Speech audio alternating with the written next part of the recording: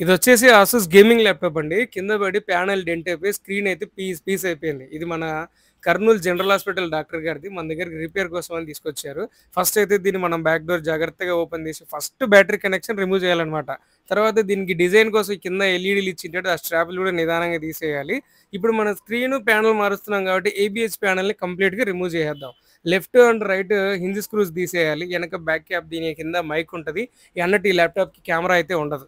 Left, right screws 2 తీసేసి, ఈ ఏబీహెచ్ ప్యానెల్‌ని display కేబుల్‌తో సహా బయటికైతే రిమూవ్ చేస్తున్నాం. దీంట్లో మనకు గావాల్సింది bezel panel and display connector గావాల. సో, బెజిల్ ప్యానెల్ జాగ్రత్తగా చేద్దాం. విరిగిపోయే అవకాశం చాలా ఎక్కువ. అండ్ దీని లెఫ్ట్ హింజ్, రైట్ హింజ్ స్క్రూలు తీసి జాగ్రత్తగా తీసాం. రైట్ హింజ్‌లో దీని డిస్‌ప్లే కనెక్టర్ కనెక్ట్ అయ్యి ఉంటదనమాట.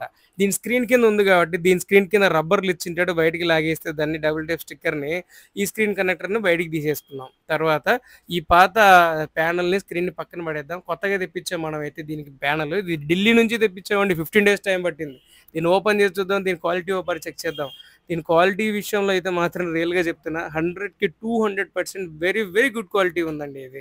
Super quality and premium looking. దీనికొచ్చేసి యాజ్ ఇట్ ఈస్‌గా వాడు ఆల్రెడీ డబుల్ టేప్ స్టిక్కర్‌లు ఇచ్చేసాడనమాట స్క్రీన్ ఫిట్ చేయడానికి. దీనికి స్క్రీన్ కూడా తెప్పించాం. ఇదొచ్చేసి 16 ఇంచెస్ డిస్‌ప్లే వస్తది.